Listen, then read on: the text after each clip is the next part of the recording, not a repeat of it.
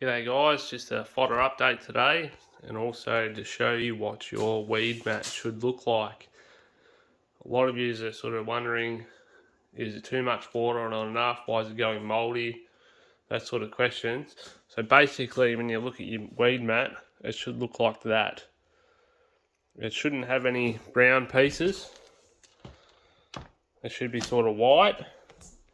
If it's been too wet, like this one here, it'll start going a bit yucky like that. I deliberately overwatered this one so I can show you the difference. But it's still white underneath there.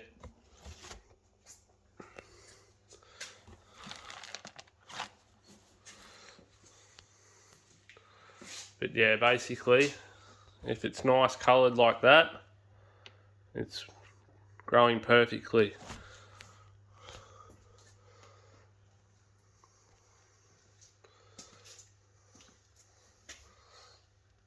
And I also want to talk about tray rotation, which is another important aspect of growing fodder.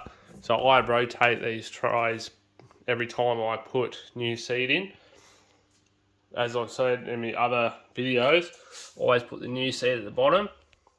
This one's growing quite nicely, and then I'll move the trays up, and then when they're ready to harvest, they'll go onto a drying rack, because they need 2 days to dry roughly before you feed it out.